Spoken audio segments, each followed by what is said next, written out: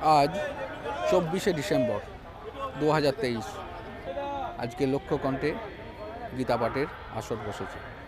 বহু দর্শক, শ্রোতা, ভক্ত, সাধু, সন্ত সকলে আসছেন।